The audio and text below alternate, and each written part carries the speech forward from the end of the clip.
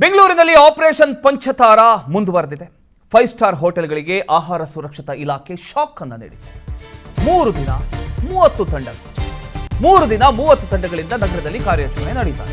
60ಕ್ಕೂ ಹೆಚ್ಚು ಸ್ಟಾರ್ ಹೋಟೆಲ್ಗಳ ಮೇಲೆ ದಾಳಿ ನಡೆದಿದೆ. 106 ಕೆಜಿ ಆಹಾರ ಪದಾರ್ಥಗಳು ಲ್ಯಾಬ್ಗೆ ರವಾನೆಯಾಗಿದೆ. ಈಗಾಗಲೇ ಕೆಲ ಹೋಟೆಲ್ಗಳಿಗೆ ಸ್ಥಳದಲ್ಲೇ ನೋಟಿಸ್ ನೀಡಲಾಗಿದೆ. ಕೆಲ ಹೋಟೆಲ್ಗಳ ಮೇಲೆ ಕೇಸ್ ಹಾಕೋದಕ್ಕೆ ಶಿಫಾರಸನ್ನು ಕೂಡ ಮಾಡಲಾಗಿದೆ. 5 ಸ್ಟಾರ್ ಹೋಟೆಲ್ಗಳು ಅಂದ್ರೆ ಗುಣಮಟ್ಟ, ಸ್ವಚ್ಛತೆ ಹಾಗೂ ಸುರಕ್ಷಿತ ಆಹಾರಕ್ಕೆ ಹೆಸರುವಾಸಿಯಾಗಿರ್ತಕ್ಕಂಥ ಗ್ರಾಹಕರು ಅದನ್ನ ನಂಬಿದ್ದಾರೆ. ಅಂದ್ರೆ ಎಲ್ಲ ಸುರಕ್ಷಿತವಾಗಿರುತ್ತೆ ಅಂತ. ಆದರೆ ಬೆಂಗಳೂರಿನಲ್ಲಿ ಆಹಾರ ಸುರಕ್ಷತಾ ಇಲಾಖೆ ನಡೆಸಿದ 3 ದಿನಗಳ ಮೆಗಾ ಕಾರ್ಯಾಚರಣೆಯಲ್ಲಿ ಪತ್ತೆಯಾಗಿರತಕ್ಕಂಥ ಸಂಗತಿಗಳು ಇದೀಗ ಹಲವು ಪ್ರಶ್ನೆಗಳನ್ನ ಹುಟ್ಟುಹಾಕ್ತಾ ಇದೆ. 30 ವಿಶೇಷ ತಂಡಗಳಿಂದ ಸತತ 3 ದಿನಗಳ ಕಾಲ ಕಾರ್ಯಾಚರಣೆ ನಡೆಯಿತು. ನಗರದ 60ಕ್ಕೂ ಹೆಚ್ಚು ಸ್ಟಾರ್ ಹೋಟೆಲ್ಗಳ ಮೇಲೆ ದಾಳಿ ನಡೆಯಿತು. ಹೋಟೆಲ್ಗಳ ಅಡುಗೆ ಮನೆ, ಆಹಾರ ಸಂಗ್ರಹಣಾ ಸ್ಥಳ ಸೇರಿದಂತೆ ವಿವಿಧ ಕಡೆಗಳಲ್ಲಿ ಅಧಿಕಾರಿಗಳು ಪರಿಶೀಲನೆಯನ್ನ ನಡೆಸಿದ್ದಾರೆ. ಪರಿಶೀಲನೆ ವೇಳೆ ಪತ್ತೆಯಾದ 106 ಕೆಜಿ ಆಹಾರ ಪದಾರ್ಥಗಳನ್ನು ಲ್ಯಾಬ್ ಪರೀಕ್ಷೆಗೆ ಈಗ ಕಳಿಸಿಕೊಳ್ಳಲಾಗಿದೆ. ಕೆಲ ಹೋಟೆಲ್ಗಳಿಗೆ ಸ್ಥಳದಲ್ಲೇ ನೋಟಿಸ್ ನೀಡಲಾಗಿದೆ. ನಿಯಮ ಉಲ್ಲಂಘನೆ ಕಂಡು ಬಂದಿರತಕ್ಕಂಥ ಕೆಲವು ಹೋಟೆಲ್ಗಳ ವಿರುದ್ಧ ಕೋರ್ಟ್ನಲ್ಲಿ ಪ್ರಕರಣ ದಾಖಲಿಸೋದಕ್ಕೆ ಶಿಫಾರಸು ಕೂಡ ಮಾಡಲಾಗಿದೆ. ಹಾಗಾದ್ರೆ ಆಪರೇಷನ್ ಪಂಚತಾರದಲ್ಲಿ ಅಷ್ಟಕ್ಕೂ ಸಿಬ್ಬಂದಿಗಳಿಗೆ ಸಿಕ್ಕಿದ್ದೇನು ಅನ್ನೋದನ್ನ ನಾವು ನೋಡೋದಾದ್ರೆ 640 ಕೆಜಿ ಅವಧಿ ಮುಗಿದಿರತಕ್ಕಂಥ ಮಾಂಸ ಪತ್ತೆಯಾಗಿದೆ. 276 ಕೆಜಿ ಸೇವನೆಗೆ ಯೋಗ್ಯತೆ ಇಲ್ಲದಂತಹ ತರಕಾರಿ ಪತ್ತೆಯಾಗಿದೆ. 45 ಲೀಟರ್ ಅವಧಿ ಮುಗಿದ ಹಾಲು, ಮೊಸರು ಕೂಡ ಪತ್ತೆಯಾಗಿದೆ. 12 ಕೆಜಿ ಅವಧಿ ಮೀರಿದ ಬೇಕರಿ ಪದಾರ್ಥಗಳು ಅದನ್ನು ಕೂಡ ವಶಪಡಿಸಿಕೊಂಡಿದ್ದಾರೆ. 49 ಲೀಟರ್ ಮರುಬಳಕೆ ಮಾಡಲಾಗಿದ್ದ ಅಡುಗೆ ಎಣ್ಣೆಯನ್ನು ಕೂಡ ಪತ್ತೆ ಹಚ್ಚಿದ್ದಾರೆ. 67 ಕೆಜಿ ಅವಧಿ ಮೀರಿದ ಮಸಾಲೆ ಪದಾರ್ಥಗಳು ಪತ್ತೆಯಾಗಿದೆ. ಅಂದ್ರೆ ದುಬಾರಿ ಹಣ ಕೊಟ್ಟು ಗ್ರಾಹಕರು ತಿಂತಕ್ಕಂಥ ಆಹಾರದ ಗುಣಮಟ್ಟದ ಬಗ್ಗೆಯೇ ಇದೀಗ ಪ್ರಶ್ನೆ ಎದ್ದಿದೆ. ದಾಳಿಗೆ ಕಾರಣಗಳು ಏನು? ಹಾಗಾದ್ರೆ ಅಧಿಕಾರಿಗಳ ತಪಾಸಣೆ ವೇಳೆ ಕೆಲವು ಹೋಟೆಲ್ಗಳಲ್ಲಿ ಆಹಾರ ಸುರಕ್ಷತಾ ಮಾನದಂಡಗಳನ್ನ ಪಾಲಿಸ್ತಾ ಇಲ್ಲ ಅನ್ನೋದು ಕಂಡು ಬಂತು. ತಕ್ಷಣ ದಾಳಿಗೆ ಇಳಿದ್ರು.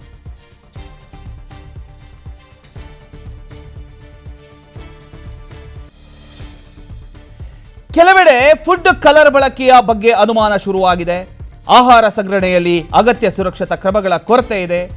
ಮಾಂಸಾಹಾರಿ ಹಾಗೂ ಸಸ್ಯಾಹಾರಿ ಆಹಾರವನ್ನ ಒಂದೇ ಕಡೆ ಸಂಗ್ರಹಿಸಿರ್ತಕ್ಕಂಥದ್ದು, FSSAI ನಿಯಮಗಳಿಗೆ ಅನುಗುಣವಾಗಿರದ ಆಹಾರ ಪದಾರ್ಥಗಳ ಲೇಬಲಿಂಗ್ ಸೇರಿದಂತೆ ಹಲವು ಲೋಪಗಳು ಇಲ್ಲಿ ಪತ್ತೆಯಾಗಿದ್ದಾವೆ. ಇದೀಗ ಅಧಿಕಾರಿಗಳು ವಶಪಡಿಸಿಕೊಂಡಿರತಕ್ಕಂಥ ಆಹಾರ ಏನಿದೆ, ಆಹಾರ ಪದಾರ್ಥಗಳ ಮಾದರಿಗಳನ್ನ ಲ್ಯಾಬ್ಗೆ ಕಳಿಸಿಕೊಟ್ಟಿದ್ದಾರೆ. ವರದಿ ಬಂದ ಬಳಿಕ ಯಾವ ಹೋಟೆಲ್ ವಿರುದ್ಧ ಯಾವ ರೀತಿಯ ಒಂದು ಕ್ರಮ ಕೈಗೊಳ್ಳಲಾಗುತ್ತೆ ಅನ್ನೋದು ಮತ್ತಷ್ಟು ಸ್ಪಷ್ಟವಾಗುತ್ತೆ. ಈ ಬೆಂಗಳೂರಿನಲ್ಲಿ ಆಪರೇಷನ್ ಪಂಚತಾರ ಏನಿದೆ, 3 ದಿನ 30 ತಂಡ, 60ಕ್ಕೂ ಹೆಚ್ಚು ಸ್ಟಾರ್ ಹೋಟೆಲ್ಗಳ ಮೇಲೆ ದಾಳಿ, 640 ಕೆಜಿ ಅವಧಿ ಮೀರಿದ ಮಾಂಸ, 276 ಕೆಜಿ ಕಳಪೆ ತರಕಾರಿ, 45 ಲೀಟರ್ ಹಾಲು, ಮೊಸರು ಎಲ್ಲವೂ ಕೂಡ ಪತ್ತೆಯಾಗಿರ್ತಕ್ಕಂಥದ್ದು. ಪಂಚತಾರ ಹೋಟೆಲ್ಗಳಲ್ಲಿ ಇಂತಹ ಆಹಾರ ಪದಾರ್ಥಗಳು ಪತ್ತೆ ಆಗಿದ್ದು ಹೇಗೆ? ಗ್ರಾಹಕರ ಆರೋಗ್ಯದ ಜೊತೆ ಚೆಲ್ಲಾಟ ಆಡ್ತಾ ಇದ್ದಾರಾ? ಆಹಾರ ಸುರಕ್ಷತಾ ಇಲಾಖೆ ಮುಂದಿನ ದಿನಗಳಲ್ಲೂ ಇದೇ ರೀತಿ ಕಠಿಣ ತಪಾಸಣೆ ಮುಂದುವರಿಸಿ ತಪ್ಪಿತಸ್ಥರ ವಿರುದ್ಧ ಕ್ರಮ ಕೈಗೊಳ್ಳಬೇಕಾಗಿದೆ. ಸೊ ಯಾವುದೇ ಹೋಟೆಲ್ ಆಗಿರ್ಬೋದು, ಕಾನೂನು ಒಂದೇ. ಎಲ್ಲಿ ತಪ್ಪು ನಡೆಯುತ್ತೋ ಅಂಥವರ ವಿರುದ್ಧ ಕಠಿಣ ಕ್ರಮ ಆಗಲೇಬೇಕು. ಅದು ಎಂಥ ದೊಡ್ಡ 5 ಸ್ಟಾರ್ ಆಗಿರ್ಬೋದು, 7 ಸ್ಟಾರ್ ಆಗಿರ್ಬೋದು, 3 ಸ್ಟಾರ್ ಆಗಿರ್ಬೋದು, ಅಥವಾ ಯಾವ ಸ್ಟಾರ್ಗಳು ಇಲ್ಲದೆ ಇರ್ಬೋದು.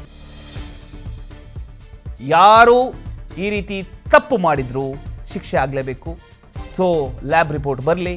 ಲ್ಯಾಬ್ ರಿಪೋರ್ಟ್ ಬಂದ ನಂತರ ಅದನ್ನು ಕೂಡ ನಿಮಗೆ ಅಪ್ಡೇಟ್ ಕೊಡ್ತಾ ಹೋಗ್ತೀವಿ ವಿಸ್ತಾರ ನ್ಯೂಸಲ್ಲಿ. ಏನಾಗಬಹುದು? ಈಗ ದಿಢೀರಂತ ದಾಳಿ ಮಾಡಿದ್ರು, ಒಂದಿಷ್ಟು ವಿಚಾರಗಳು ಸಿಕ್ತು, ಅದನ್ನು ಲ್ಯಾಬ್ಗೆ ಕಳಿಸಿದ್ದಾರೆ. Lab report ಬರಬೇಕಷ್ಟೆ. ಸೊ ಎಲ್ಲ ವಿಚಾರಗಳನ್ನ ಪಿನ್ ಟು ಪಿನ್ ಅಪ್ಡೇಟ್ಗಳನ್ನು ನಿಮಗೆ ಕೊಡ್ತಾ ಹೋಗ್ತೀವಿ. ಅದು ಎಲ್ಲಿವರೆಗೂ ದಾಳಿ ನಡೆಯುತ್ತೆ, ಎಲ್ಲಿವರೆಗೂ ಲ್ಯಾಬ್ ರಿಪೋರ್ಟ್ ಯಾವಾಗ ಬರುತ್ತೆ, ಎಲ್ಲವನ್ನ ಇಟ್ಕೊಂಡು ವಿಚಾರನ ತಿಳಿಸ್ತೀವಿ.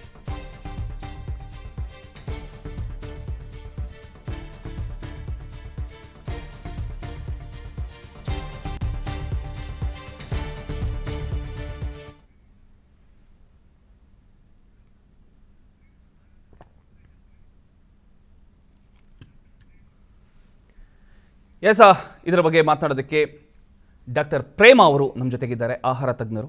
ಮೇಡಮ್ ನಮಸ್ತೆ, ನಾನು ಪ್ರಮೋದ್ ಬೋಪಣ್ಣ ಮಾತಾಡ್ತಿದ್ದೇನೆ. ನಮಸ್ಕಾರ ಮೇಡಮ್, ಈಗ ಪಂಚತಾರ ಆಪರೇಷನ್ ಶುರುವಾಗಿದೆ. ಸೊ ಒಂದಿಷ್ಟು 5 ಸ್ಟಾರ್ ಹೋಟೆಲ್ಗಳು, 3 ಸ್ಟಾರ್ ಹೋಟೆಲ್ಗಳು, 7 ಸ್ಟಾರ್ ಹೋಟೆಲ್ಗಳು ಎಲ್ಲವೂ ಕೂಡ ಅಲ್ಲೂ ಕೂಡ ಸುರಕ್ಷಿತ ಇಲ್ಲ ಅನ್ನೋದು ಕಂಡು ಬಂದಿದೆ. ಮೇಡಮ್, ಏನು ಹೇಳ್ತೀರಿ ಇದ್ರ ಬಗ್ಗೆ? ಸುರಕ್ಷಿತ ಇಲ್ಲ ಅಂತಂದು ಅನ್ನೋದು ಕೇಳಿದಾಗ ಫಸ್ಟ್ ಆಗಿದ್ದು ಒಂಥರ ಶಾಕ್. ಯಾಕೆಂತ ಹೇಳಿದ್ರೆ ನಾವೆಲ್ಲ ಅನ್ಕೋತೀವಿ ಅತಿಯಾಗಿ ದುಡ್ಡು ಕೊಟ್ಟಾಗ ಅಲ್ಲಿ ತುಂಬಾ ಶುಚಿತ್ವ ಇರತ್ತೆ ಅಂತ. ರುಚಿ ಬೇರೆ ವಿಷಯ, ಶುಚಿತ್ವ ಇರುತ್ತೆ ಅಂತ ನಾವು ಖಂಡಿತ ಅಂದ್ಕೊಂಡು ಹೋಗಿರ್ತಾರೆ ಜನಗಳು. ಅಲ್ಲಿ ಯಾವಾಗ ಈ ತರಹದ ನಡೀತಿದೆ ಅಂತಂದಾಗ ವಿಪರೀತವಾದ ಒಂಥರ ಹಿಂಸೆ ಆಗುತ್ತೆ. ನೋಡಿ, ನಾನು ಸುಮಾರು ಜನದ ಬಾಯಿನಲ್ಲಿ ಕೇಳ್ತಾ ಇದ್ದೀನಿ, ಏನ್ ಮಾಡ್ತಾ ಇದ್ದಾರೆ ಜನಗಳು, ಏನ್ ಮಾತಾಡ್ತಾ ಇದ್ದಾರೆ, ಅಯ್ಯೋ ಇವ್ರು ಮಿನಿಸ್ಟ್ರು ಹೋಗ್ತಾರೆ, 1 ನಿಮಿಷ ಹಿಂಗ್ ನೋಡ್ಬಿಟ್ಟು ಬಂದ್ಬಿಡ್ತಾರೆ ಮರ್ತೋಗ್ತಾರೆ, ಅಯ್ಯೋ ಹೋಟೆಲ್ನವರುಗಳು ಹೀಗ್ ಮಾಡ್ತಾರೆ, ನೆಕ್ಸ್ಟ್ ಡೇ ಹಿಂಗೆ ಮಾಡ್ತಾರೆ. ಅಂದ್ರೆ ಜನಗಳಿಗೆ ವ್ಯವಸ್ಥೆಯ ಬಗ್ಗೆ ನಂಬಿಕೆನೇ ಹೊರಟು ಹೋಗ್ಬಿಟ್ಟಿದೆ. ಯಾಕೆಂದ್ರೆ ಯಾವಾಗ 5 ಸ್ಟಾರ್ ನಲ್ಲಿ ತೀರಾ ನಂಬಿಕೆ ಇಟ್ಕೊಂಡು ಹೋದಾಗ ಹೀಗ ಆಯ್ತು, ಅದರಿಂದ ಜನಗಳಿಗೆ ನಂಬಿಕೆ ಹೊರಟೋಯ್ತು. ಇದಕ್ಕೆ ಕಾರಣ ಏನಿರಬಹುದು ಅಂತ ಯೋಚನೆ ಮಾಡಿದ್ರೆ ಒಂದ್ ಅನ್ಸುತ್ತೆ ನೋಡಿ, ಆ 5 ಸ್ಟಾರ್ ಹೋಟೆಲ್ ಅಲ್ಲಿ ಬೇಕಾದಷ್ಟು ಒಂಥರ ಅಂಗಗಳು ಇರ್ತವೆ. ಅಲ್ಲಿ ಕಿಚನ್ನೇ ಬೇರೆ, ಕೋಲ್ಡ್ ಸ್ಟೋರೇಜೇ ಬೇರೆ, ಸಾಮಾನ್ ತರಿಸೋರೆ ಬೇರೆ, ಇನ್ನೊಬ್ರೇ ಬೇರೆ ಅಂತ ಎಲ್ಲವೂ ಒಂಥರ ಇಂಡಿಪೆಂಡೆಂಟ್ ಆಗಿ ಕೆಲಸ ಮಾಡ್ತಾರೆ. ಅಲ್ಲಿ ಕೋಆರ್ಡಿನೇಷನ್ ಏನಾದ್ರೂ ಕಡಿಮೆ ಇದೆಯಾ, ಆ ಕೋಆರ್ಡಿನೇಷನ್ ಕಡಿಮೆ ಇದ್ದಾಗ ಹೀಗಾಗ್ತಾ ಇದೆಯಾ ಅಂತ ಯೋಚನೆ ಮಾಡ್ಬೇಕು. ಎರಡನೇದು ಲಾಭಕ್ಕೆ ಒಂದು ಮಿತಿ ಹಾಕೋಬೇಕಲ್ವಾ ಇವರು. ಹಳೆ ಸಾಮಾನು ಕೊಡ್ತಿರೋದು ಕೆಜಿ ಗಟ್ಲೆ ಮಾಂಸ ಬರ್ತಾ ಇದೆಯಂತೆ ಕೊಡ್ತಿರೋದು. ಅದು ಏನು ತಿಳ್ಕ ಕನ್ಸರ್ನ್ ಇಲ್ವಾ ಸಮಾಜದ ಬಗ್ಗೆ? ಇಷ್ಟೊಂದು ದುಡ್ಡು ತೆಗೆದುಕೊತಿದೀವಲ್ವಾ, ನನಗೊಂದ್ ಸ್ವಲ್ಪ ಚೆನ್ನಾಗಿರೋದನ್ನ ಕೊಡ್ಬೇಕು ಅನ್ನೋ ಕನ್ಸರ್ನ್ ಬೇಕಲ್ವಾ ಮನುಷ್ಯಂಗೆ? ಹೌದು, ಅದೇ ಪ್ರಶ್ನೆ. ಕನ್ಸರ್ನ್ ಯಾಕಿಲ್ಲ ಅಂತ ಹೇಳಿದ್ರೆ ಇಂಡಿಪೆಂಡೆಂಟ್ ಆಗುತ್ತೆ. ಸಾಮಾನ್ಯವಾಗಿ ದೊಡ್ಡ ದೊಡ್ಡ ಜಾಗಗಳಲ್ಲಿ 5 ಸ್ಟಾರ್ ಹೋಟ್ಲ್, ಈ ಪರ್ಟಿಕ್ಯುಲರ್ ಹೋಟ್ಲ್ ವಿಷಯ ನನಗ್ ಗೊತ್ತಿಲ್ಲ, ಬಟ್ ನಡೆಯೋದು ಹೀಗೇನೆ. ಬರೀ ಕೋಲ್ಡ್ ಸ್ಟೋರೇಜ್ ಅಲ್ಲಿ ಒಬ್ರು ಇರ್ತಾರೆ, ಅದರ ಮ್ಯಾನೇಜರು, ಇನ್ನೊಂದು ತರ್ಸೋನು ಒಬ್ರು, ಅಡಿಗೆ ಮಾಡೋರು ಒಬ್ರು. ಅಲ್ಲಿ ಕೋಆರ್ಡಿನೇಷನ್ ಕಡಿಮೆ ಆದಾಗ ಈ ತರಹದ ಸಮಸ್ಯೆಗಳು ಮಾಸ್ ಕುಕಿಂಗ್ ಅಲ್ಲಿ ಬರುತ್ತೆ. ಅದು 5 ಸ್ಟಾರೇ ಇರಬಹುದು, ಅಥವಾ ಯಾವ್ದೋ 1000 ಜನ ಕಡಿಗೆ ಮಾಡಿ ಹಾಕುವಂತ ಒಂದು ಮದುವೆ ಮನೆಯೂ ಇದಿರಬಹುದು. ಮಾಸ್ ಕುಕಿಂಗ್ ನಲ್ಲಿ ಯಾವಾಗ್ಲೂ ಈ ತರಹದ ಸಮಸ್ಯೆ ಬಂದೇ ಬರುತ್ತೆ. ಮಾಸ್ ಕುಕಿಂಗ್ ಅದಕ್ಕೇನೆ ಯಾವಾಗ್ಲೂ ಹೇಳೋದು, ಯೋಚನೆ ಮಾಡಿ ಊಟ ಮಾಡ್ಬೇಕು ಮಾಸ್ ಕುಕಿಂಗ್ ಇದ್ದಾಗ ಅಂತ.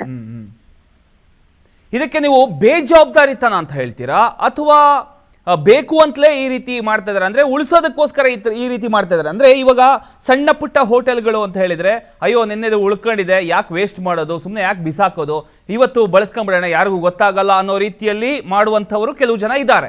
ಆದ್ರೆ ಇಂಥ ಒಂದು 5 ಸ್ಟಾರ್ ಹೋಟೆಲ್ಗಳಲ್ಲಿ, ದೊಡ್ಡ ದೊಡ್ಡ ಹೋಟೆಲ್ಗಳಲ್ಲಿ ಪ್ರತಿಯೊಂದು ಸೆಕ್ಷನ್ಗೂ ಕೂಡ ಮ್ಯಾನೇಜರ್ಗಳು ಇರ್ತಾರೆ, ಪ್ರತಿಯೊಂದು ಚೆಕಿಂಗ್ಗಳು ಇರುತ್ತೆ, ಆದ್ರೂ ಕೂಡ ಇಂಥ ಘಟನೆಗಳಾಗ್ತಾವಲ್ಲ. ನೋಡಿ, ಅಲ್ಲಿ ಏನಾಗಿದೆ ಗೊತ್ತಾ, ಅವ್ರಿಗೆ ಈ ಫಸ್ಟ್ ಈ ತರ ಲಾಸ್ ಇರುತ್ತಲ್ಲ, ಈ ಫುಡ್ ಸ್ಪಾಯಿಲೇಜ್ ಇರ್ಬಹುದು, ಪಿಲ್ಫರೇಜ್ ಇರಬಹುದು, ಇದನ್ನೆಲ್ಲ ಕ್ಯಾಲ್ಕುಲೇಟ್ ಮಾಡ್ತಾರೆ ಹೋಟೆಲ್ ಮಾಡುವಾಗ. ಮಾಡಿಬಿಟ್ಟು ಒಂದ್ ಆಹಾರ ಇಷ್ಟು ತಯಾರು ಮಾಡೋದು, ಇದ್ರಲ್ಲಿ ಇಷ್ಟು ಪಿಲ್ಫರೇಜ್ ಇದೆ, ಇಷ್ಟು ಸ್ಪಾಯಿಲೇಜ್ ಇದೆ ಲೆಕ್ಕ ಹಾಕ್ಬಿಟ್ಟು ಅದ್ರದ್ದು ರೇಟ್ ಅನ್ನ ಸೇರ್ಸಿರ್ತಾರೆ. ಇಲ್ಲಿ ಅದ್ರ ರೇಟ್ ಸೇರ್ಸಿರ್ತಾರೆ. ಈಗ ಒಂದು ದೊಡ್ಡ ಹೋಟ್ಲ್ ಅಲ್ಲಿ ಪಿಲ್ಫರೇಜ್ ಇರುತ್ತೆ ಅಂದ್ರೆ ಏನೋ ಒಂದು ಕದಿಯೋದು ಮಾಡೋದು ಇರುತ್ತೆ, ಸ್ಪಾಯಿಲೇಜ್ ಇರುತ್ತೆ.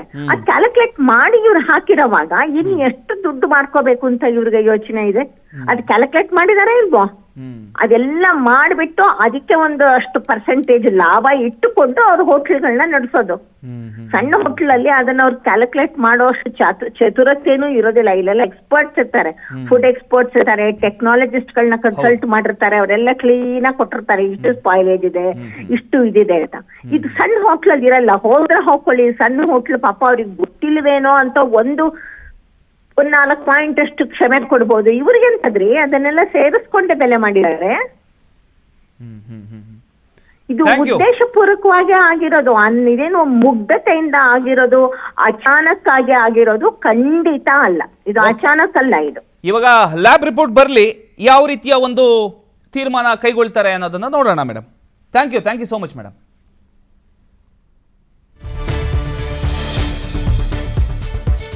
ಹೋಟೆಲ್ಗಳಿಗೆ ಇನ್ನು ಮುಂದೆ ಹೊಸ ನಿಯಮ. ಏನದು ಹೊಸ ನಿಯಮ? ಹೋಟೆಲ್ನ ಕಿಚನ್ಗಳಿಗೆ ಹೊಸ ರೂಲ್ಸ್ಗೆ ಈಗ ಪ್ಲಾನ್ ಮಾಡಿಕೊಳ್ಳಲಾಗಿದೆ. ಆಹಾರ ಸುರಕ್ಷತಾ ಇಲಾಖೆ ಮಾರ್ಗಸೂಚಿ ಎಲ್ಲ ರೀತಿಯ ಒಂದು ಸಿದ್ಧತೆಯನ್ನ ಮಾಡ್ಕೊಂಡಿದೆ. ಅವಧಿ ಮೀರಿದ ಫಂಗಸ್ ಫುಡ್ಡಿಗೆ FSSAI ಕಡಿವಾಣ ಹಾಕಿದೆ. ಹೋಟೆಲ್ಗಳಿಗೆ ಇನ್ನು ಮುಂದೆ ಈ ಒಂದು ಹೊಸ ನಿಯಮ ಜಾರಿಗೆ ಬರ್ತಾ ಇದೆ. ಪ್ರತಿಯೊಂದು ಹೋಟೆಲ್ಗಳಲ್ಲೂ ಕಟ್ಟುನಿಟ್ಟಿನ ನಿಯಮಗಳನ್ನು ಪಾಲಿಸಬೇಕಾಗತ್ತೆ. ಯಾರು ಪಾಲಿಸಿಲ್ವೋ ಒಂದು ಹೋಟೆಲ್ ಸೀಸ್ ಮಾಡ್ತಾರೆ, ಲೈಸೆನ್ಸ್ ಕ್ಯಾನ್ಸಲ್ ಮಾಡ್ತಾರೆ. ಇಂತಹ ಒಂದು ಕಟ್ಟುನಿಟ್ಟಿನ ನಿಯಮಕ್ಕೆ ಈಗ FSSAI ಮುಂದಾಗಿದೆ. ಸೊ ಪ್ರತಿಯೊಂದು ಹೋಟೆಲ್ಗಳಲ್ಲೂ ಕೂಡ ಯಾರು ಈಗ ಹೋಟೆಲ್ ನಡೆಸೋದಕ್ಕಿಂತ ಮುಂಚಿತವಾಗಿ ಈ ಒಂದು ನಿಯಮಗಳನ್ನು ಪಾಲನೆ ಮಾಡಬೇಕು. ಪ್ರತಿಯೊಂದು ಹೋಟೆಲ್ಗಳಲ್ಲೂ ಈ ಒಂದು ನೋಟಿಸ್ ಇರುತ್ತೆ, ಅದನ್ನು ನೋಡ್ಕೊಂಡು ನಡೆಸಬೇಕಾಗತ್ತೆ. ಯಾವುದೇ ಹೋಟೆಲ್ ಆಗಿರ್ಬೋದು, ಇಷ್ಟು ದಿನಗಳ ಕಾಲ ದೊಡ್ಡ ದೊಡ್ಡ 5 ಸ್ಟಾರ್ ಹೋಟ್ಲ್ಗಳಿಗೆ ಹೋಗೋಣ, 3 ಸ್ಟಾರ್ ಹೋಟ್ಲ್ಗಳಿಗೆ ಹೋಗೋಣ, ಅಲ್ಲಿ ಕಾಫಿ ಕುಡಿಯೋಣ, ಅಲ್ಲಿ ತಿಂಡಿ ತಿನ್ನೋಣ, ಅಲ್ಲಿ ಊಟ ಮಾಡೋಣ ಅನ್ನುವಂಥ ಜನ ಇವತ್ತು ಹೋಗಬೇಕಾ ಅನ್ನುವಂಥ ಯೋಚನೆಯಲ್ಲಿದ್ದಾರೆ.